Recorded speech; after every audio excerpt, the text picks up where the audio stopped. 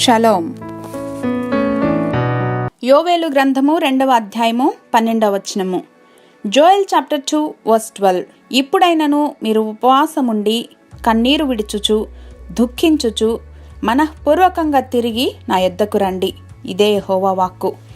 Even now declares the lord, return to me with all your heart, with fasting and weeping and mourning. మనము దేవుని కృపాసనం వద్దకు రాదగిన రీతిగా వస్తే ఆయన కృపా కనికరములను మనపైన విస్తరింపచేస్తారు.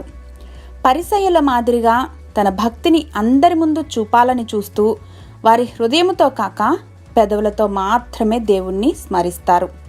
ఇటువంటి ప్రార్థనలు ఎన్ని చేసినా కూడా వ్యర్థమే. ఎందుకంటే మన పాపము, మన దోషాలు మనకు దేవునికి అడ్డముగా ఉన్నాయి.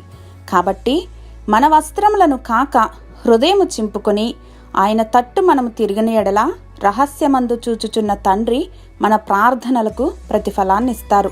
పాపపు ఒప్పుకోలు, పశ్చాత్తాపముతో హృదయము ద్రవించనిదే మన యొక్క స్థితి మారదు.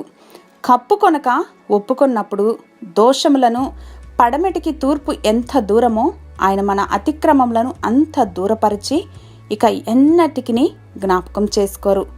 మనకు తెలియాల్సిందల్లా విధేయతతోనూ తగ్గింపు స్వభావముతోనూ ధైర్యముతోనూ కృపాసనమునొద్దకు చేరటమే. నిత్య ప్రేమతో మమ్మల్ని ప్రేమించుచున్నటువంటి మా తండ్రి, మనుష్య పారంపర్యాచారాలను బట్టి కాక మనఃపూర్వకంగా మిమ్మల్ని ఆశ్రయించగలిగినటువంటి కృపను, జ్ఞానమును అనుగ్రహించమని యేసు నామంలో ప్రార్థించి పొందుకొని ఉన్నాం మా ప్రియ పరలోకపు తండ్రి. ఆమేన్.